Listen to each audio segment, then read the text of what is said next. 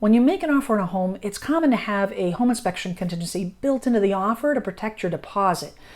What is it? Why do you need it? What do you look for? That's what we're going to talk about today. I'm going to give you 5 things you need to know when you have your home inspection. Let's get started.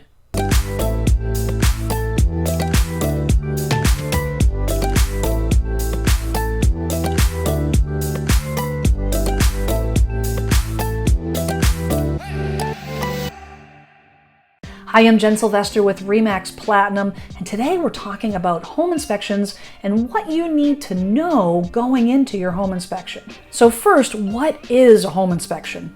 The first thing you need to know is that the purpose of the home inspection is to educate the buyer. It is not to create a punch list for repairs for the seller. You want to have the inspector uncover any serious defects, safety issues. That's primarily what you're looking for during the home inspection. The way I always tell my buyers is that when you schedule that home inspection and attend that inspection, what you want to do is make sure that nothing is uncovered that is seriously changing your mind on whether you want to buy the house or not.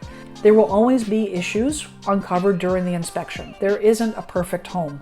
If you made an offer presuming that the property was in good condition, in other words, you walked through the property and it appeared that everything was in move-in condition, move-in ready, nothing serious, and then the inspector uncovered mold or radon or something, something that you didn't know at the walkthrough, that's when the inspection contingency conversations take place. However, minor things that you can actually see during a typical walkthrough, those are the things that you can assume that you're going to take care of after you purchase the home. It's also important to know that home inspectors are not experts in their fields. Home inspectors are licensed in the state of Massachusetts, but they are not all general contractors, plumbers, licensed electricians, licensed Title V inspectors.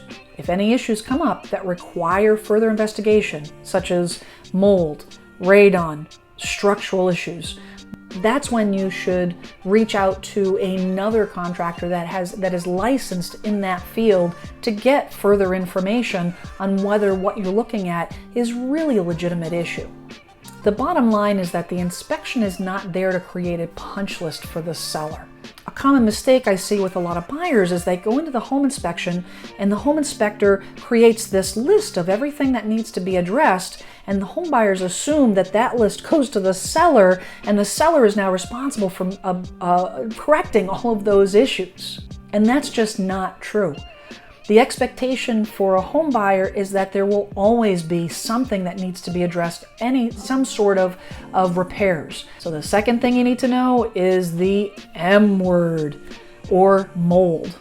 This is a super hot topic in our industry. There is a lot of misinformation around mold. There are a lot of companies that capitalize on that misinformation. There are varying degrees of mold. Some mold is very common.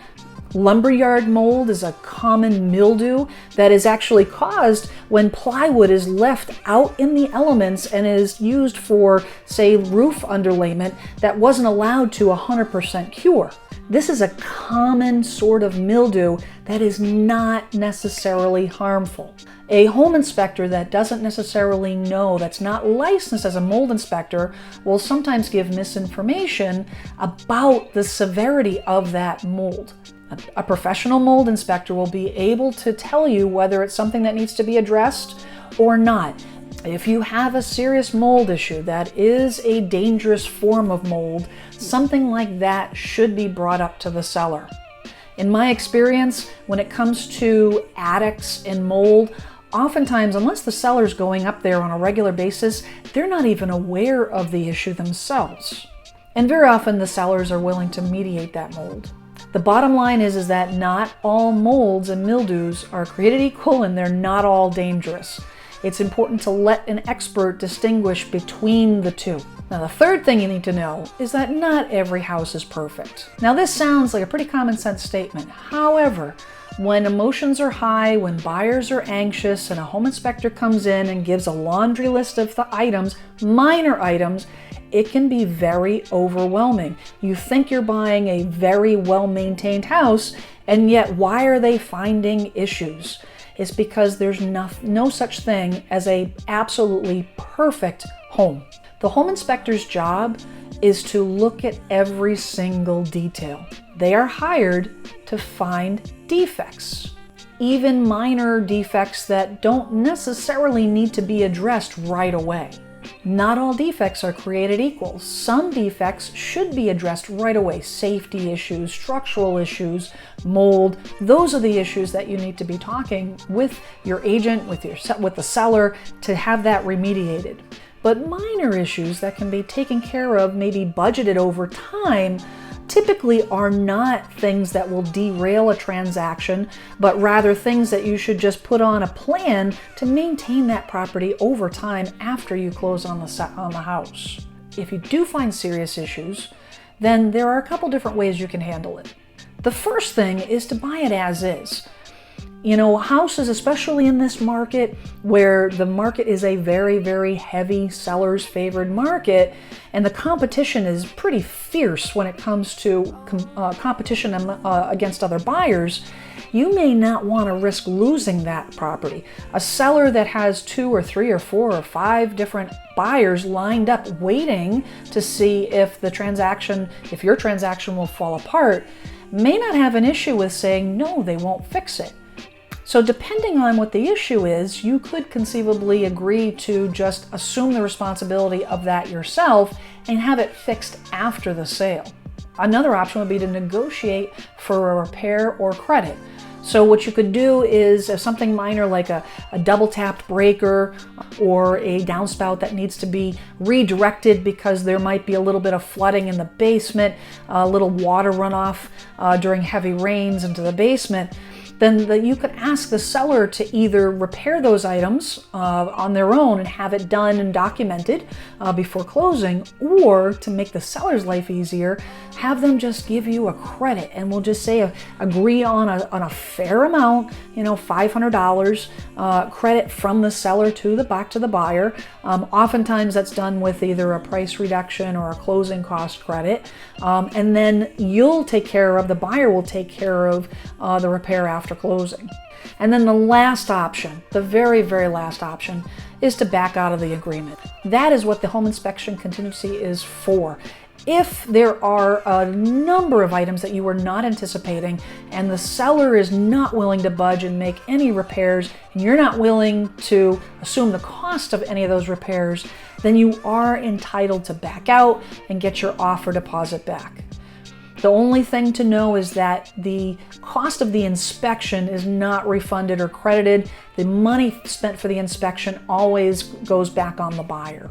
Now, the fourth thing you need to know, there are limitations with the home inspector and what the home inspector can see. A question that I see all the time from a buyer is, how long will the roof last? How long will the furnace last? How long will the hot water heater last? And oftentimes the inspectors can sometimes predict, depending on what the age is and what the expected life expectancy is, but they're not allowed to give life expectancy estimates. And it's not uncommon for homeowners to not have that documented either. If they have purchased the house within the last 5-10 years and didn't have documentation on when the furnace was installed, they may not know. Yes, we can go to the town hall and find out if a permit was pulled. That doesn't always work. Sometimes permits are not filed, sometimes they're lost. Sometimes the property is sold that the filing system doesn't have a record of a permit if the furnace is 10, 20, 30 years old. The important thing is there's no way for an inspector to know exactly. I have seen furnaces last 30 years plus. I personally, knock on wood, I have a boiler that is, approaching 30 years and still running fine, knock on wood. And I have seen boilers that are 10 years that have had some issues. Same thing with the hot water heater. If a hot water heater, the housing looks fine, there's no rust, there's no signs of corrosion or imminent failure, but yet it's at the end of its life expectancy, which is typically what the length of the warranty is, there's no telling. It could go another 2, 3, 4, 5 years or more, or it could die at right after you buy the house. There's no way, an inspector can't tell that, give you an exact time frame for that. And the other limitation is beyond appliances, they can't see inside walls. Now, that technology has changed. I know the inspector that I work with a lot has a moisture meter. A lot of the top-notch inspectors have moisture meters, so they can actually see in the attics, or if there's any staining on ceilings, they can kind of see, is that an old stain? If the moisture meter is low and it doesn't look like there's actually any additional moisture in that stain, maybe that stain is an older stain. If the stain contains moisture, it might be something that is an active leak that needs to be addressed. But beyond that, it's hard for them to know exactly what is in the walls, how much insulation there might be, in the walls. I know here in Plymouth, we have a lot of older homes, so there isn't a lot of information on record down at the town hall on what the builder used. So the inspectors do the best they can in terms of anticipating, but there's no way for them to know outside of what they can see. And then the last tip kind of goes along with the limitations, which is check for permits. Whatever a home inspector can't see, oftentimes you can get a permit down at the town hall for. Age of roof, age of the furnace, age of the boiler, plumbing and electrical require permits, so anything related to those two items typically should have a permit down at the town hall. Things like dishwashers and refrigerators do not require permits, so there's no way to track exactly how old those appliances are. Depending on the age of the house, you might be able to get the original construction dates, which will actually tell you when the deck was installed, when the patio was put on, when the garage was added, when the shed was added. This is all valuable information that you can get by checking down at the town hall for permits. So those are 5 things you need to know about having a home inspection. If you want more information or a free buyer's guide, click the link below, and the buyer's guide will be emailed to your inbox within minutes. If you like this video, please subscribe. I post videos every Wednesday on real estate, community, and home tech. Thanks for watching, and we'll see you soon.